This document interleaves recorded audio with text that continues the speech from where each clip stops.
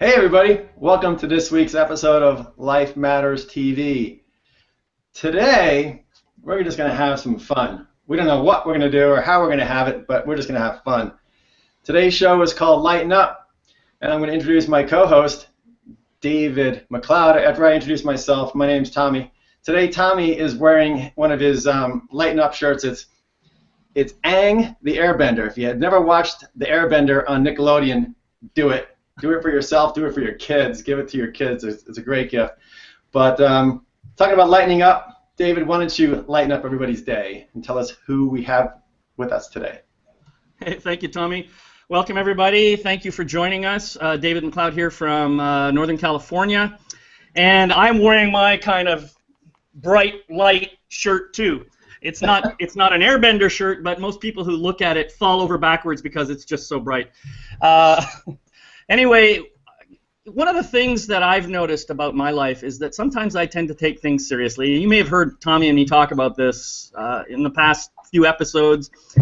And sometimes it's just a good idea to find a way to let go of all that heaviness, to kind of connect to the little boy or the little girl inside and just have fun and delight in what's going on in life. And so Tommy and I were talking about this, and we thought, who could we invite who kind of embodies that energy? And we immediately thought of our good friend Dickey Bill Wagner, who lives out in the Denver area in Colorado.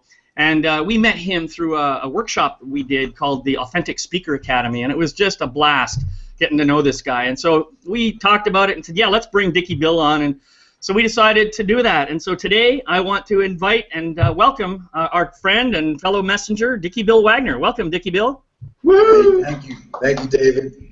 Good to see you, Tommy. It's good to see you guys. Yeah. How's it going?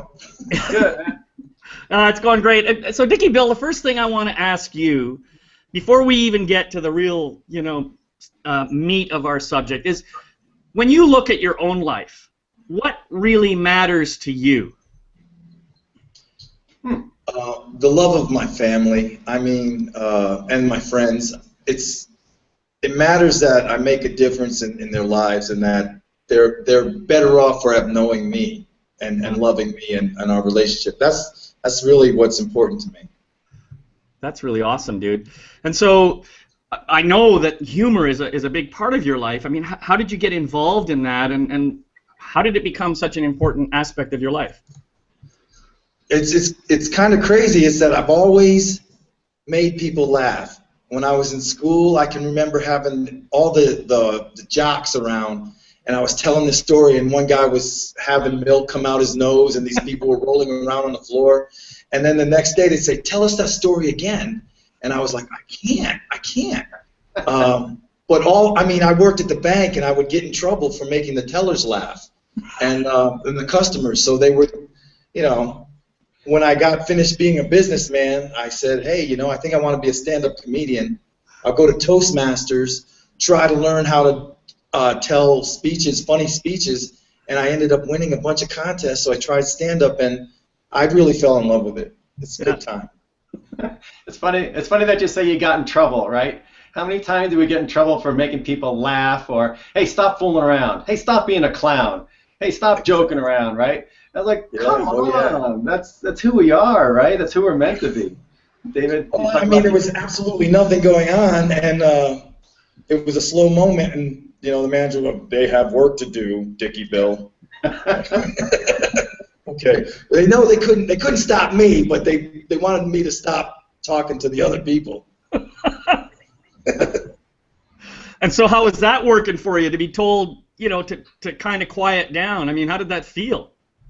Well, I never listened. I can't do it. I just spout off whenever I get the feeling now. But I remember it was a lot of censorship at the bank.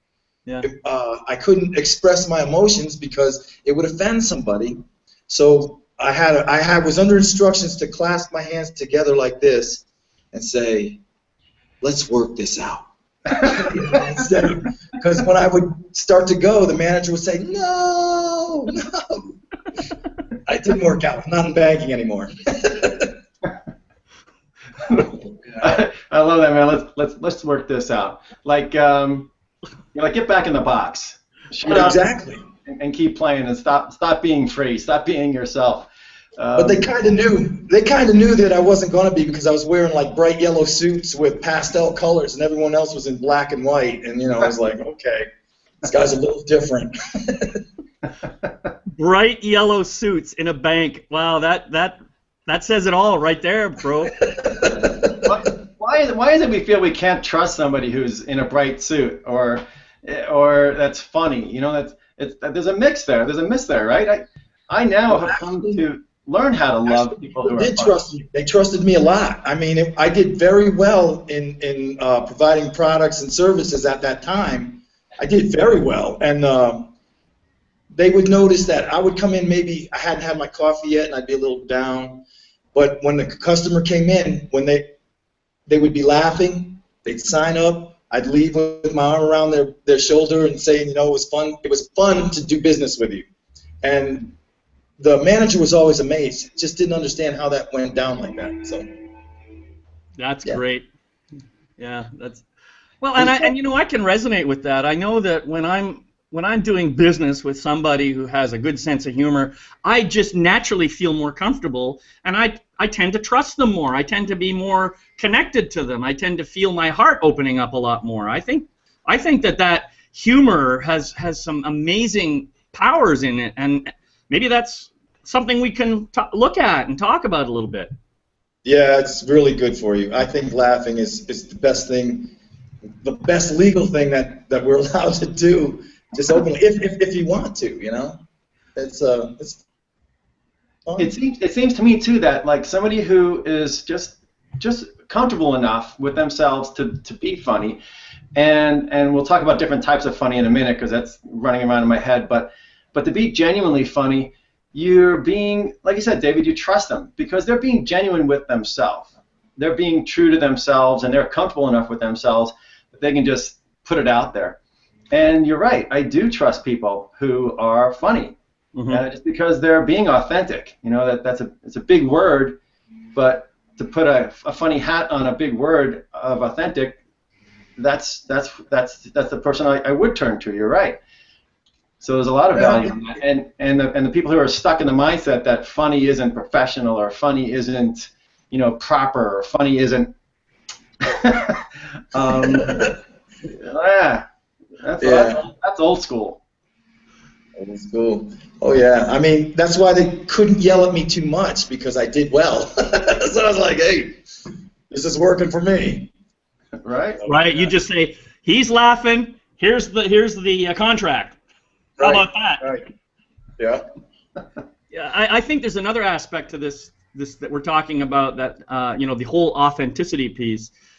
When people can. Well, maybe I'll make this an I statement. When I am able to notice my own foibles and to bring humor to them, first off, I think it makes me seem more approachable to other people. It makes me feel more comfortable with myself, and it helps me to connect because, hey, I got foibles. We all got foibles. I don't think there's a foible-free person in the world. So. Why don't we celebrate our foibles and have fun with them? David, say foible for me one more time. I haven't heard foible. I love that word. No less 4 times in one speech. All right, let's have a foible-free Friday. No, a foible-fun-free Friday. How about that? I don't think it's going to happen for me. No, you're not going to be foible-free? I mean, I was at this coffee shop, and I picked up my coffee and just poured it on my shirt. And this lady laughed at me. I'm like going, she was like, that would happen to me. I'm like, oh, great, all right. So, the foibles happen, and they are the funny part. It's just I'm wearing coffee for the rest of the day, and, I'm not too happy about that. Was it just a coffee, or was it a full-blown latte with all the, the cream and sugar and everything else in it? Well, I'm a professional comedian. I can't afford lattes. So there you go. So I take it, Dickey Bill, that one of the things that you do for yourself is you somehow manage to find the humor in pretty much anything that's going on. I guess you would have to do that if you're going to stand up and make comedy. So tell me a little bit about how you go about that process. It's a state of being. So most of the communication is nonverbal, and it's something you have to actually vibrate. You have to be in this hilarious state of being. And before I'll go on stage, I remind myself why I'm doing this is for the fun of it. If I'm having fun, everybody's going to have fun with it, and it seems to work so far. So if you're having fun, everybody's going to have fun. Yeah, that's exactly right. You know, this word's popping in here, and it's talking about my head's going. That's like guts, man. That's bravery. And I have a feeling if you're on the other side, you kind of feel like I'm shitting a brick all the time, and this is maybe some people are scared to step out and just be themselves and be funny or just throw out a joke and see how it goes, but there's a lot of courage in that, man. There's a lot of inner bravery, and from what I see, what do you feel about that? Is that just fallacy? Is it all just nerves? It's because I'm good at kung fu. I'm so brave. I'm not afraid. Yeah, I tell you what, I did a show in Oklahoma that did not go well. It didn't go well at all. I mean, they didn't get me. I did 45 minutes with no reaction. To crickets? They weren't even laughing. There was nobody. Even the crickets weren't doing anything. It was like, And there was some negative things that were happening before the show with the guy who was putting it on and the booker. They had a disagreement, so it was all a downhill spiral. And when I got onto the stage, there was no connection. And but I still had fun. I started making jokes about how long this was going to be. You know, okay, we got an hour more to go. And I got material, people. I got it. And you got some from that event too. Do you know? So looking back on that, was it just like the energy of the place that just kind of tanked before you got there? Or? Yeah. I think there was just a misunderstanding with the booker that caused the guy there to not have a really good attitude. It really affected me in a bad way. Just the way I was introduced, you know, it was like, here's the entertainment. And I was like, oh man, got up, tried to connect with people that they really didn't want to. They were closed off. The body language was closed off. And it was like, I picked people out to talk to them. They said, don't talk to me. So I'm like, okay. Well, and I did a bit also about a male nurse named Steve. And I didn't know there was a guy named Steve in the audience who was a male nurse, you know. And he was like, hey, he's a big one, big guy. He's like, my name's Steve, and I've never been accused of being gay before. And I had to look at him and say, yes, you have. And he didn't beat me up because my kung fu. Because you know kung fu. Because I know kung fu. Yeah. Comedy kung fu. So that's what it is. But that connection is everything, right? Yeah. Well, you know, I think as I'm listening to this, one of the things that I'm getting is, first, you did make at least one connection. You connected with Steve.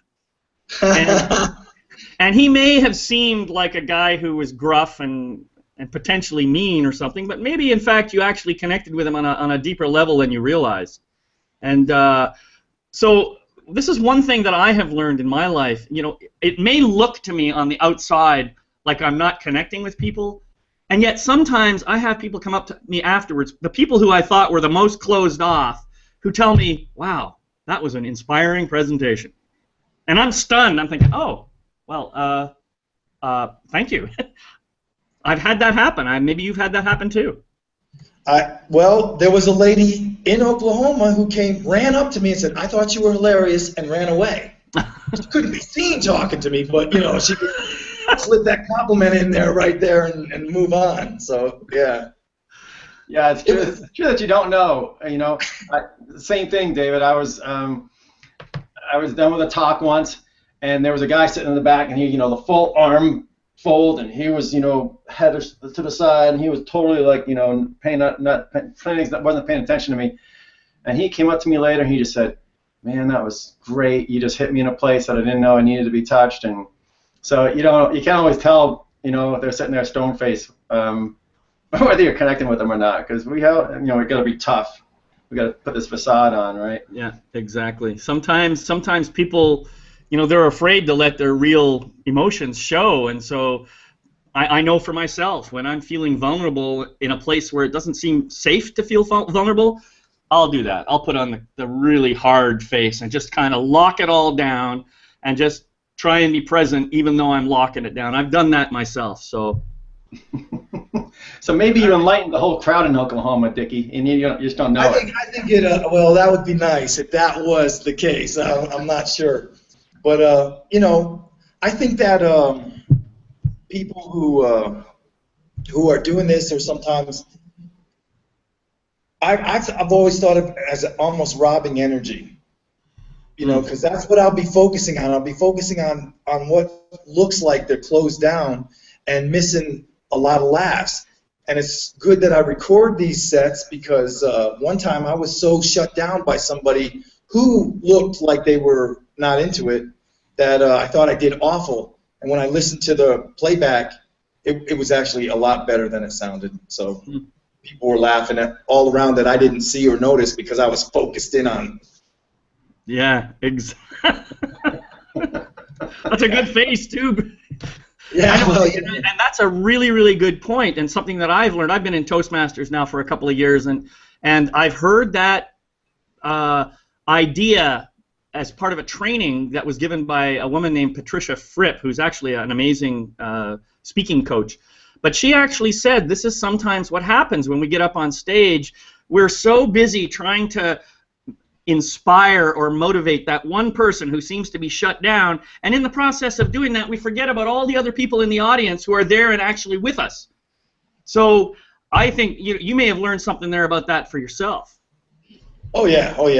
I keep going. Charge on. Yeah. We're going to put another joke down and see if it makes people happy. So there's a great question here on our chat box, and Rosa asks, what's the difference between humor and laugh therapy? Let's talk a little bit about that. What's the difference between humor and laughter? I think humor is the interpretation of what's going on, and laughter is the response. So it's like the appropriate response, hopefully. And laughter is actually, because it's a response and it's physical, it's good for the person doing it. Right. That's what I. Yeah, I've found for myself that laughter really does tend to open up my body. I just notice how alive I feel when I get caught up and I actually have a full body laugh. Not just a little chuckle, but something that gets my whole belly moving. That I can feel everything in my body just opening up, and it just feels so. I feel open and alive. Those are the words that come to me. Yeah, that's beautiful too, and that opening up part, it's that's something for everyone who's watching and listening to understand too, and especially if you're out here, and like the three of us are, and I know many of the people on the call are, we're here to help, right? We're here to kind of help people transform and to get lighter and to lighten up in their lives, and the humor and the laughter kind of opens up our hearts and opens up our system to let in that whatever we're meant to get, whatever teaching or whatever lesson or whatever is being offered, and that laughing to me is like it's like opening a big door. It's like opening both doors, and if I'm laughing, it's like, okay, bring it in. This is what I'm supposed to get now. Mm-hmm. Mm-hmm. So it's a special gift, man. It's an awesome thing to have and to be, and what a gift to give people, Dickey Bill. That's awesome. Well, I agree with that. It's actually, I treat it as a very high calling. I mean, I am serious about my humor, and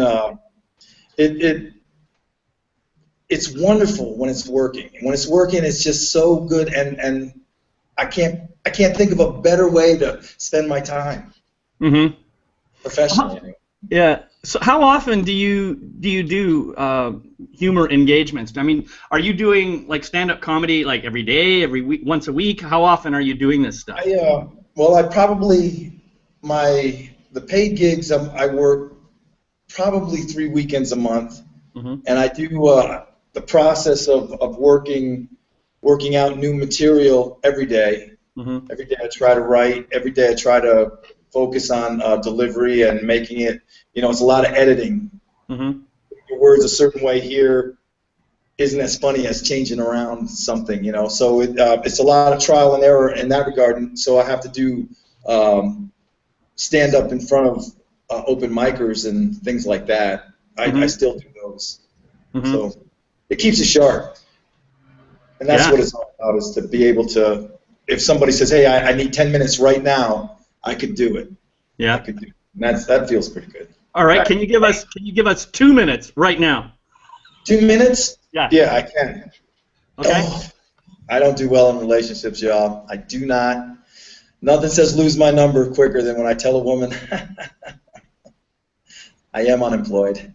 Are you going to eat all that? Oh, I use a free internet dating website, Craigslist. They don't have a 40-question personality profile just to measure compatibility. Just a disclaimer. It says, be careful. I went out with a woman off Craigslist and it was a disaster. I mean, we were totally incompatible. The only thing we had in common was a mustache. And the beard was coming in pretty good, too.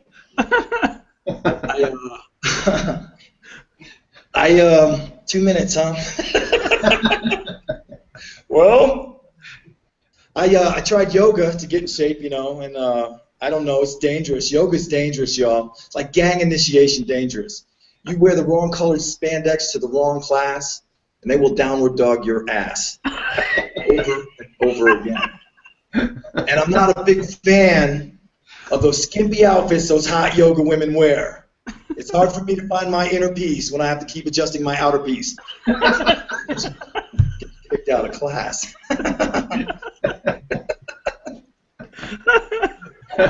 Just don't spill any coffee on yourself, dude.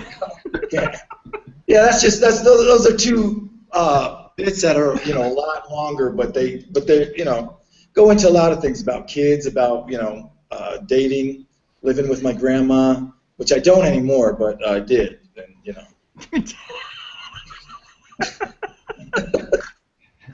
there's so many things I like that, know about you, Dickey Bill, that I'm just learning here today. Yeah. So you're doing shows. You had said before the show that you've got something like going in Colorado Springs tonight, and Tonight, Colorado Springs at the Dublin House. It's a monthly show that I've been producing for a while. I love this show. Pays the rent. Then I'm off to Vegas, back to Comedy Works on Tuesday, and next week I'm at the Voodoo Comedy Playhouse in Denver for called the Comedy Grab Bag Show, which I'm really excited about. It's improv and stand-up in the same show. I think it's going to be hilarious. Yeah. So I'm excited about that. I really love improv. I wouldn't say that I'm any good at it, but I sure love having fun with it. I'll do it privately. I'm not going to do it on this show, but I guess we do it a little bit anyway, don't we, Tommy? I mean, we do some of that stuff anyway. Well, we're here. We're improving most of what we're doing. It's not all. To some people, it may be hilariously funny. To me, it's what it is. But well, you got a funny face too, dude. That hurts. I've been hit with that one too much. No, but I want to something and this is hopefully going to bring things down. But I've heard people who think they're funny, but I say it's like funny at the expense of somebody else, and that to me is not funny. And I don't know, Dickey Bill, do you get into that too? Do you see people on stage that maybe are like they're getting laughs out of people because they're making fun out of somebody else or things like that? Is there a right way and a wrong way to do funny? Oh, it depends. It depends. If it's really going to be offensive, I'm not a big fan. I'm not a big fan of potty humor, but I'll do it because I'm a professional. But you got to have it's an attitude. Sometimes humor is an attitude, and it's the opposite of what is going on in society. So if that's the art of it. If you can take something that's just volatile and make it funny where it's not going to hurt people's feelings, then it's really that's the art of it. Mm-hmm. The tragedy, taking the tragic and turning it into something funny, because I think we all have that in our lives, that some things don't go like we want them to, but if you take the time, you can actually make it funny. Yeah, I think you answered my question in your response there, where you said where you're not hurting other people. You're not, so they don't take it. If people take something offensively, take offense to it, you can't really help that. But as long as we're not intentionally, right, trying to knock somebody down to get a laugh out of, a laugh out of it. Yeah, I'm not a big fan of that. I guess I've seen it. I can't think of an instance, though, because most of the people that I know that are professional comics really work their craft to be something that will be accepted by most everybody. That's what they're trying to do. Sure. It's a universal thing. And in general, to lift people up and not knock somebody else down, right, at the expense of. Right. Yeah. Well, yeah, you'll get that, though, in a comedy show. I mean, sometimes. It's too bad. I don't do that. I like to lift people up. Let's smile and have fun. As you guys were talking about that, I was thinking about Don Rickles and how he brought the whole, the whole insult to an absolute crescendo. And sometimes, I have to admit there were times when I would laugh at his stuff, and then there were times when I would just cringe. I would say, man, he really said that? And I mean, that was back in like the 60s and 70s when he was like on the top of his game, maybe into the 80s, I don't remember. And I just noticed that sometimes I could really cringe at stuff that he would say. And yet there were other people like, Rodney Dangerfield, for example, who knew how to insult without really hurting the person. I think there was a difference between those two, and I kind of tended to favor Rodney Dangerfield as a result. Well, I can remember George Carlin saying, if it's going to be volatile, raise your eyebrows.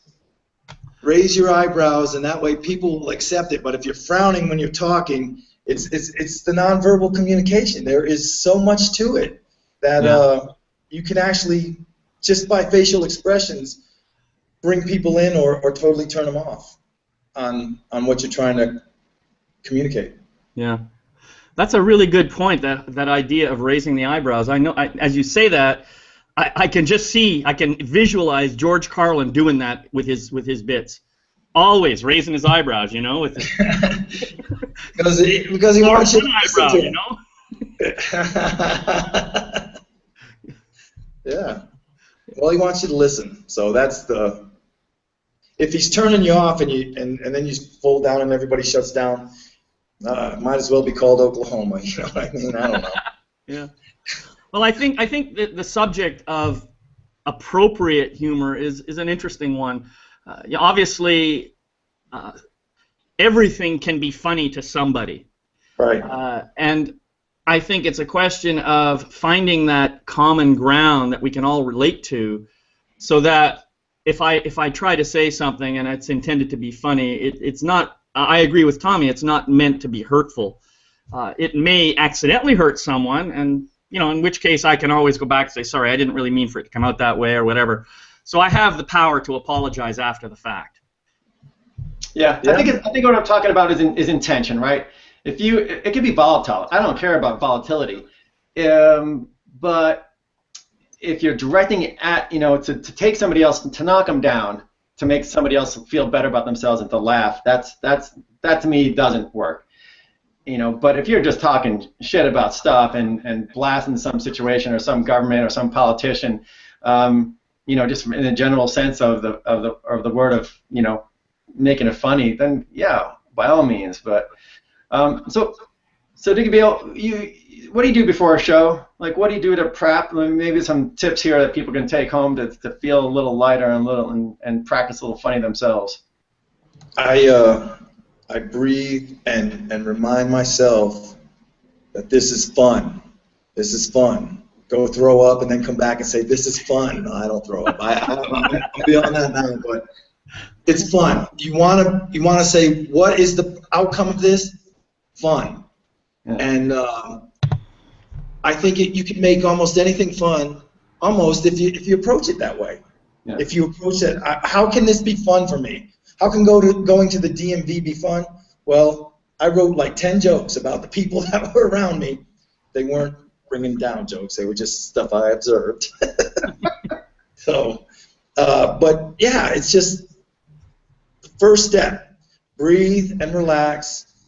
How is this fun? And then let's have it. Let's do it. That's what I do.